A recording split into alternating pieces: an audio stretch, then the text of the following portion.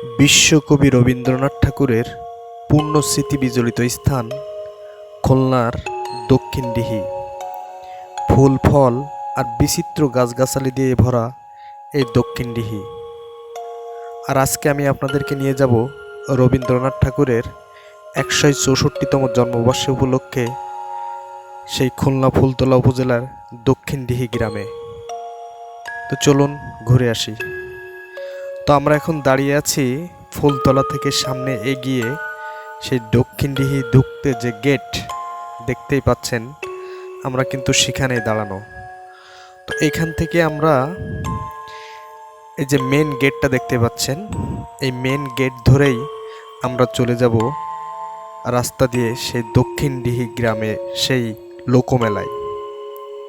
চ্যানেলটিকে অবশ্যই সাবস্ক্রাইব করে রাখবেন। তো রাস্তা দিয়ে যেতে যেতে বেশ কিছু দূর যেতে হবে, হয়তো আমাদের বাইকে যেতে সর্বোচ্চ সময় লাগবে 10 মিনিট। তো যেতে যেতে অপরূপ দৃশ্য দুপাশে আপনার মনকে আবেগ আপ্লুত করবেই। এত সুন্দর গাছগাছালি দিয়ে ভরা রোডটা। তো আমরা সামনে এগিয়ে যাচ্ছি সে দক্ষিণডিহি গ্রামে, বিশ্বকবি রবীন্দ্রনাথ ঠাকুরের সেই শ্বশুরবাড়ি।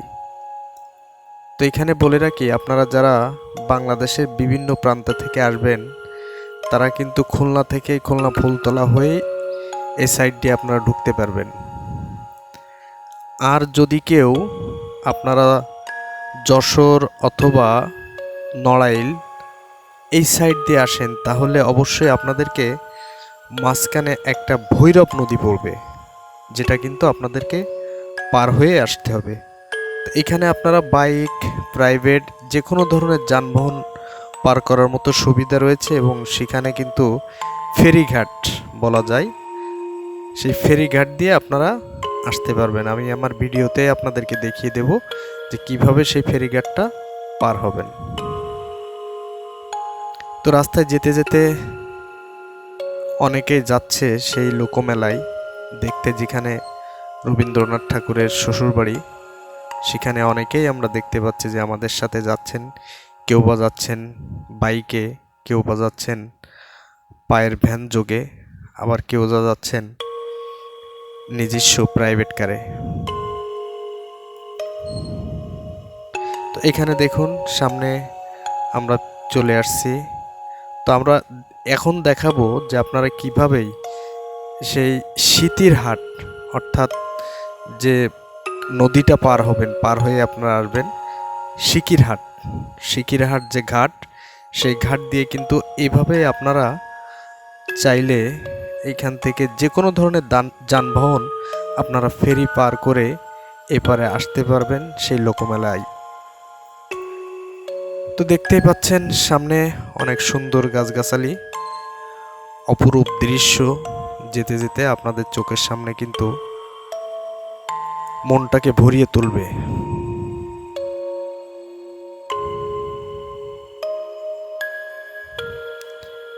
এখানে দেখবেন যে একটা বট গাছ, যে বট গাছটা অত্যন্ত অপরূপ সৌন্দর্য।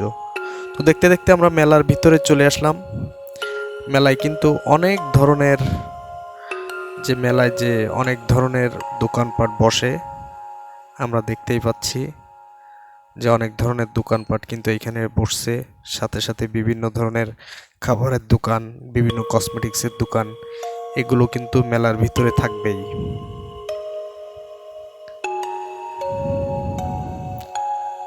আমরা কিন্তু এরপরে চলে যাব সেই রবীন্দ্রনাথ ঠাকুরের যে স্মৃতি বিজড়িত জাদুঘর। আমরা কিন্তু সেখানে যাব। এটা কিন্তু পূর্ণ যে মেলার মাঠ, সেই মেলার মাঠেই কিন্তু আমরা আছি। তো এরপরে আস্তে আস্তে আমরা চলে যাব সেই স্মৃতি বিজড়িত জাদুঘরে, যেখানে যেতে হলে আপনাকে টিকিট কেটে যেতে হবে।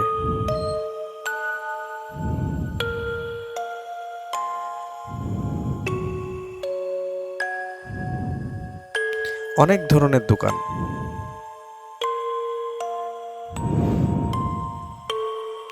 এখানে দেখছেন যে বাচ্চাদের জন্য বিভিন্ন ধরনের যে খেলনা, যেখানে বাচ্চারা উঠে দোলনা অথবা যে নাগরদোলা, সেগুলো আপনারা দেখতে পাবেন। এরপরে বাচ্চাদের জন্য বিভিন্ন খেলার জায়গা স্পট কিন্তু এইখানে করা আছে। এরপর দেখতে পাচ্ছেন সেই রবীন্দ্রনাথ ঠাকুরের সেই শ্বশুরবাড়ির যে মেন যে জায়গা, সে জায়গাটা। তো আমরা এখানে কিছু হোল্ড করলাম এবং এইখানে যে মেন যে জায়গাটা আছে সেই জায়গাটা একটু ঘুরে ফিরে দেখলাম। তো এরপরে কিন্তু আমরা টিকিট কেটেই কিন্তু আমরা ভিতরে ঢুকবো।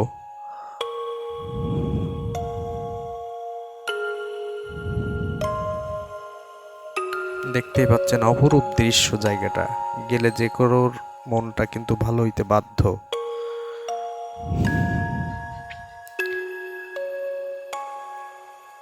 তো অবশেষে আমরা সেই দক্ষিণ দিঘিতে সেই অপরূপ সৌন্দর্য দেখতে দেখতে কিন্তু বৃষ্টি নামলো কিছুক্ষণের জন্য, অল্প একটু বৃষ্টি নামলো। তো সেই বৃষ্টির ভিতর দিয়েই আমরা কিন্তু সেখানে সে মেলার সেই দৃশ্য উপভোগ করছি এবং পাশাপাশি তার যে শ্বশুরালয় অর্থাৎ শ্বশুরবাড়ি, সেই শ্বশুরবাড়ির দৃশ্য কিন্তু আমরা উপভোগ করছি। তো এইখানে দেখতে পাচ্ছেন যে গেট দিয়ে ভিতরে ঢুকে কিন্তু আপনি অনেক ধরনের কিছু দেখতে পাবেন, অর্থাৎ এখানে কিন্তু একটা পার্ক মতো করা আছে, যে পার্কের ভিতরে বা যেখানে গেলে কিন্তু রবীন্দ্রনাথ ঠাকুরের বিভিন্ন স্মৃতি বিজড়িত বই এবং রবীন্দ্রনাথ যে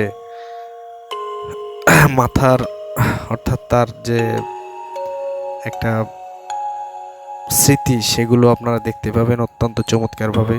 আপনারা চাইলেই কিন্তু সেখানে বিভিন্ন জায়গায় ঘুরে ফিরে দেখে এগুলো দেখে আপনারা চলে আসতে পারবেন।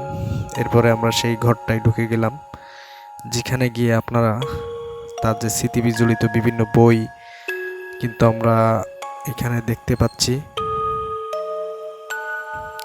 তাছাড়া থাকবে বিভিন্ন ধরনের রবীন্দ্রনাথের লেখা বিভিন্ন বই এখানে আছে, চাইলেই কিন্তু আপনারা এই বইগুলো দেখতে পারেন, অথবা বাইরে বইগুলো দেখে পছন্দ হইলে কিন্তু এখানে আপনারা নিয়ে যেতে পারবেন না, কিন্তু বাইরে বইয়ের যে স্টল, সেই স্টল থেকে কিন্তু আপনারা ওই বইটা ক্রয় করতে পারবেন। তো দেখতেই পাচ্ছেন অনেক সুন্দর করে ঘরটা, অর্থাৎ যে স্মৃতি জাদুঘরটা, সেটা কিন্তু অনেক সুন্দর করে সাজিয়ে রাখা। বিভিন্ন গ্রন্থ বলে এইখানে আছে, যেগুলো আপনারা দেখতে পারেন।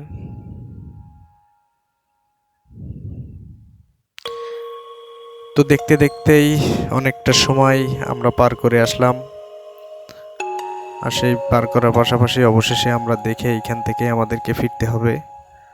তো আমরা এইখান থেকেই ফিরে যাব আমাদের সেই কিছু ফুচকা অথবা চটপটি খাওয়ার জন্য সেই মেলার মাঠে। তো এইখান থেকে কিছু খেয়ে নিলাম, খেয়ে নিয়েই আমরা কিন্তু ফিরতি গন্তব্য ধরেই আমরা এইখান থেকে বেরিয়ে আসব আমাদের মেলার মাঠ ঘুরে আমরা এইখান থেকে বেরিয়ে আসব। তো সবাই ভালো থাকবেন, সুস্থ থাকবেন।